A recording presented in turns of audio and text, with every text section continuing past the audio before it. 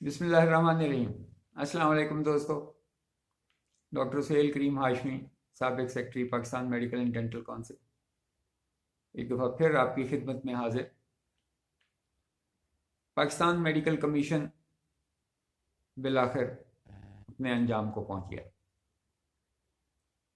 National assembly of Pakistan ने ये bill कितनी देर में पास किया, ये मैं आपको वीडियो के आखिर में बताऊंगा और आपके लिए, मेडिकल प्रोफेशन के लिए ये एक दिलचस्प खबर होगी। सेनेट ऑफ पाकिस्तान ने गुज़श्ता दिनों ये बिल पास किया था। ये आज नेशनल असम्बली में पेश हुआ और 2020 का पाकिस्तान मेडिकल कमीशन का बिल अपने अंजाम को पहुंच गया। जब ये 2020 का बिल बन रहा था तो मुझे नौशेरमा बरकी साहब को, जो एक काबिल डॉक्टर, मेहनती इंसान और अपराइट आदमी हैं, उनसे मिलने का इत्तेफाक हुआ। मैंने 1962 का कानून उनके वालिद साहब ने, जनरल बरकी साहब ने पास कराया था। मैं एक दफ़ा पहले भी बता चुका हूँ, ये बात हुई कि आपके वालिद साहब का बनाया हुआ बिल 50 साल निकाल के आए, क्योंकि 1962 का एक्ट जो है वो 2012 में रिपील हुआ। तो आप जो बिल बनाने की तैयारी कर रहे हैं, जो पाकिस्तान मेडिकल कमीशन का बिल है, इसमें आपने प्रोफेशन को ऑन बोर्ड नहीं लिया और ये जैसे ही आपकी हुकूमत ख़त्म होगी, अगली हुकूमत आके इस बिल को दोबारा उड़ा देगी।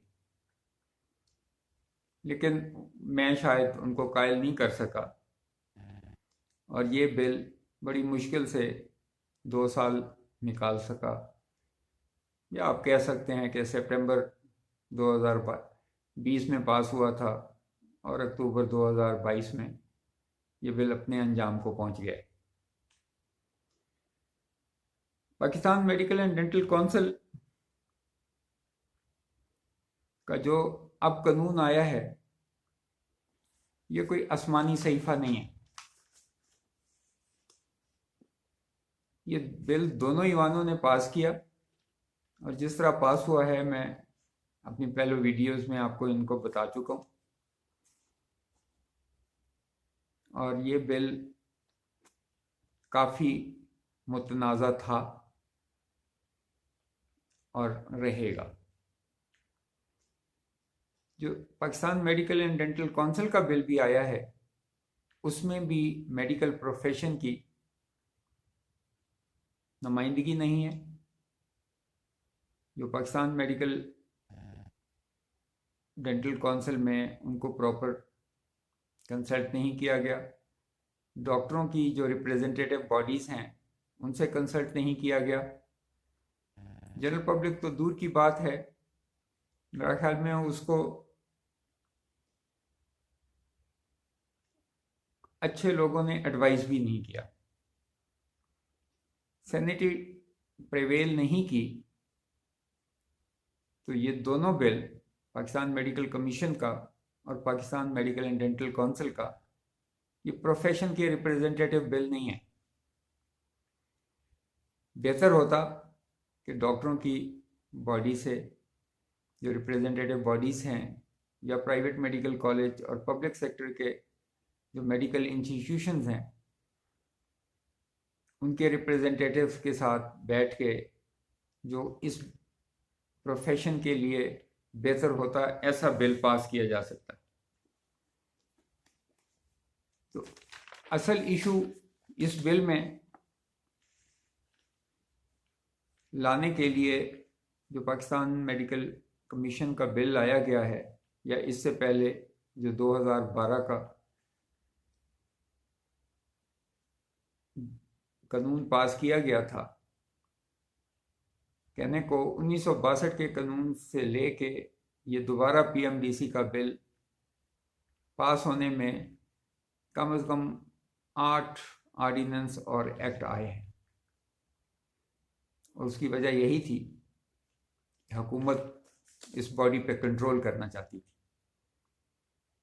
और नए एक्ट में भी, पीएमसी में भी और पीएमडीसी में भी इस अदारे की ऑटोनॉमी बिल्कुल ख़त्म कर दी गई है। रेगुलेटर जब तक हुकूमती इन्फ्लुएंस से आज़ाद नहीं होगा, वो अच्छे तरीके से अपने प्रोफेशन को रेगुलेट नहीं कर सकेगा। बिल ऐसा होना चाहिए, या रेगुलेटरी बॉडी का स्ट्रक्चर ऐसा होना चाहिए, उसमें वजारत सेहत तो क्या, प्राइम मिनिस्टर भी इंटरफेयर ना कर सके, तब तो प्रोफेशन रेगुलेट हो सकता है। अदरवाइज जो कौंसिल और कमीशन का मेंबर, जिस तरह इस हुकूमत ने भी किया कि कमीशन के मेंबर उड़ाए, उनका इंटरेस्ट ख़त्म हो गया। जो अगली गवर्नमेंट आएगी वो भी कौंसिल के मेंबर उड़ा देगी और इंटरेस्ट ख़त्म हो जाएगा, और फिर वो अपनी मर्ज़ी के बंदे नॉमिनेट भी कर सकते हैं और अपनी मर्ज़ी के बंदे ला भी सकते हैं। मेडिकल एजुकेशन जो बेसिकली प्रोफेशन के साथ साथ इस रेगुलेटरी बॉडी ने रेगुलेट करना था, उसकी इज़्ज़त ना सिर्फ अंदरून मुल्क बल्कि बैरून मुल्क बड़ी तेज़ी से स्लाइड कर रही है डाउन द हिल, और उसका नुकसान आने वाले वक्तों में होगा। ये इमीडिएट ना नुकसान किसी चीज़ का नज़र आता है, ना फ़ायदा नज़र आता है। ये बिल भी नई हुकूमत आने के बाद उड़ा दिया जाएगा। तो बेहतर होता कि आप प्रोफेशन से कंसल्ट करें, कंसेंसस बनाएं और ऐसा बिल लाएं कि जो अगले 50 साल नहीं तो कम से कम 20-25 साल चल सके। जो मैं आपको कहना चाह रहा था कि ये बिल नेशनल असेंबली में से आज सिर्फ 3 मिनट में पास हुआ है। अब आपको अंदाज़ा हो जाना चाहिए कि ये बिल की कितनी इम्पोर्टेंस है और कितना इस पे इवन पार्लियामेंटेरियंस का भी आउटपुट है। जिसको शक हो वो मुझे चैलेंज करे, मैं एविडेंस के साथ बात करूंगा। ये 3 मिनट से भी कम अरसे में, 3 मिनट भी मैं ज़्यादा कह गया हूँ, 3 मिनट से भी कम अरसे में इसका मोशन भी पेश हुआ है, इसकी अमेंडमेंट्स भी पेश हुई हैं और ये बिल पास भी हो गया है। तो मैं इसलिए कह रहा था, ये पार्लियामेंटेरियन भी जब सोचें कि वो अपने मेडिकल प्रोफेशन के साथ या उन डॉक्टरों के साथ जिन्होंने कल को उनकी सेहत और ज़िंदगी के मसाइल देखने हैं, उनके लिए कितना टाइम स्पेंड किया है इस बिल को पास करने के लिए। तो बेहतर था जो एक्ट लाते और उसी कोई कानून बना देते। तो फिर नेशनल असेंबली की इनपुट, और मैं हैरान हूँ कि जो चंद अपोजिशन के मेंबर बैठे भी थे, उन्होंने भी उस पर कोई एक्सप्लेनेशन और कोई उसको तरक्की देने की या उसमें इम्प्रूवमेंट करने की कोई बात नहीं की, या वो मायूस थे कि सेनेट ने जिस तरह का बिल पास किया है इसको हर सूरत हमने पास करना है। ये जल्दी जल्दी आपको खबर देनी थी,